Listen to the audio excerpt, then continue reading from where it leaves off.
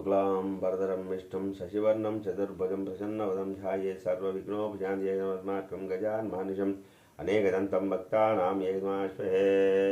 गुरुब्रह्मा गुरुविष्णु गुरुदेवो महेश्वरः गुरुसाक्षात् परब्रह्म तस्मै श्रीगुरवे नमः। गुरुभ्यो नमः। सीताराम गुरुभ्यो निराम गुरुभ्यो नमः। मामादाय नमः। लक्ष्मीमातायै नमो नमः। ఈరోజు 22వ తారీఖు 11వ నెల 2024వ సంవత్సరం క్రోధినామ సంవత్సరం దక్షిణాయనం శరదృతం శుక్రవారం. ఈరోజు 21వ అధ్యాయము కార్తీక పురాణము 21వ అధ్యాయము. మొదలుగా పురంజయుడు కార్తీక ప్రభావము నిరుంగుట. పురంజయుడు కార్తీక ప్రభావం నిరుంగుట. ఈ విధంగా యుద్ధములకు సిద్ధమై వచ్చిన పురంజయునకు కాంబోజాది భూపాలకులకు భయంకరమైన యుద్ధం జరిగింది. ఆ యుద్ధంలో రధికునితోనూ, అశ్వసైనికులతోనూ, గజ సైనికుతోనూ, పదాది సైనికులతోనూ, మల్లులు మల్లయుద్ధ నిపుణులతో ఖడ్గ, గద, బాణ, పరశువు మొదలైన ఆయుధాలు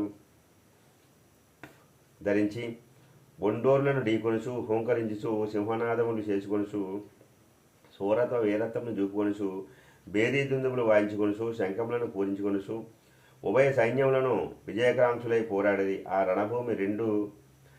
రణభూమి నిండు చూసినను విదిగిన రథపు గుట్టలు, తెగిన మొండెములు, తొడలు, తలలు, చేతులు, ఆహాకారాలతో దీనావస్థలో వెలుపిస్తున్న ఆక్రందనలు, పర్వతాల వలె పడి ఉన్న ఏనుగులు, గుర్రముల కళేబరాలు దృశ్యములే.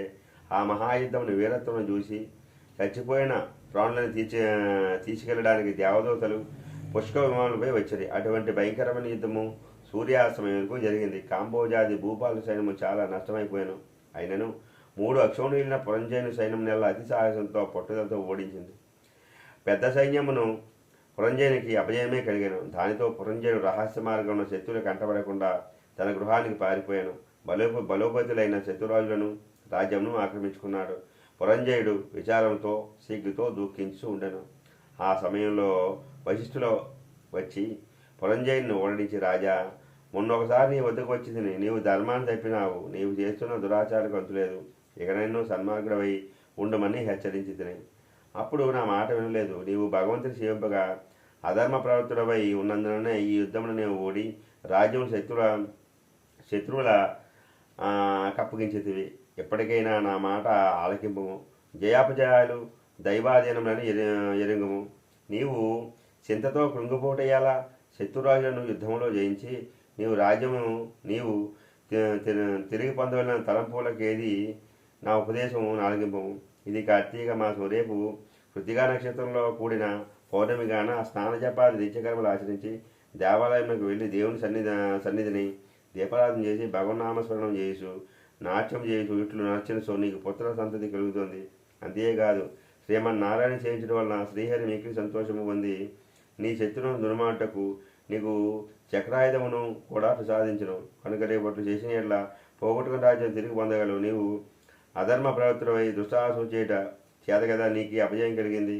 గాన లేము, శ్రీహరిని మదిలో తలిసి నేను తెలియజేసినట్లా చేయము అని హితోపదేశం వైష్ణవ మహర్షి చేసి ఉండెను. అపవిత్రం పవిస్తో వా సర్వాస్థాంగతోపవాయస్వరే పుండరీకాక్షం సభాభ్యంతర శుచి. ఈరోజు 21వ రోజు పారాయణ సమాప్తము. సద్గురు సాయినాథార్పణమస్తు. శుభం భవతి. అఖిలాండకోటి బ్రహ్మాండ నాయక రాజాదిరాజ యోగిరాజ పరబ్రహ్మ శ్రీ సచ్చిదానంద సమసద్గురు సాయినాథ్ మహారాజ్ की जय। बोलो साईनाथ महाराज के। ओम नमः शिवाय। हर हर महादेव शंभो शंकर।